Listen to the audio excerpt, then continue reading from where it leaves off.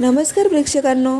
ठरलं तर मग ह्या मालिकेत दामिनी देशमुख आणि अर्जुन सुभेदार यांचं कोर्टात हिअरिंग असतं.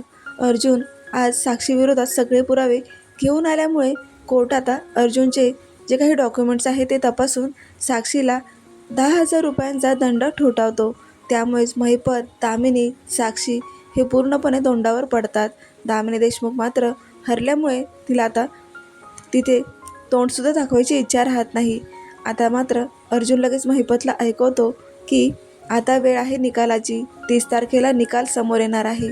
तर इकडे आता ही तन्वी महिपतला म्हणते की आता ना साक्षीला 30 तारखेला जन्मठेपेची शिक्षा नाहीतर फाशी तरी होईलच. हा अर्जुन मध्येच आलाय ना पुरावे घेऊन.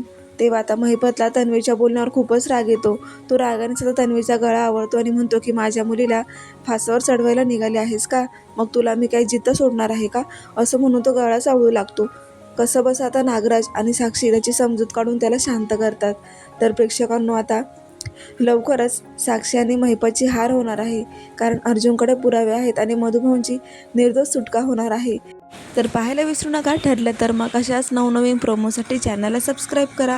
नोटिफिकेशनसाठी बेल आयकॉनवर क्लिक करा. धन्यवाद.